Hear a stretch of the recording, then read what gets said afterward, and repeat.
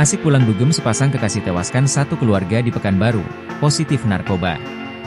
Kecelakaan lalu lintas terjadi di Jalan Hang Tuah, Kecamatan Tenayan Raya, Kota Pekanbaru, Riau, Rabu, 1 Januari 2025, sekitar pukul 6.30 waktu Indonesia Barat.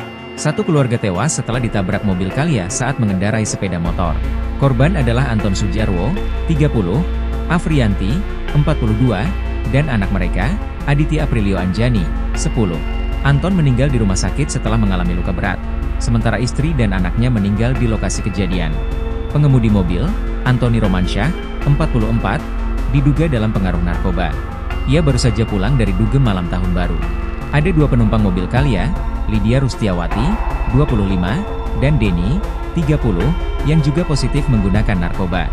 Kasat Lantas Polresta Pekanbaru, Kompol Alvin Agung Wibawa, mengatakan, pengemudi dan penumpangnya diamankan setelah tes urin menunjukkan hasil positif amfetamine dan metamfetamin. Kecelakaan berawal saat mobil yang dikemudikan Antoni bergerak dari timur ke barat di Jalan Hang Tuah. Di depan klinik Siaga Medika, mobil melebar ke kanan dan menabrak sepeda motor yang dikendarai Anton. Sepeda motor tersebut terseret dan terpental ke pinggir jalan.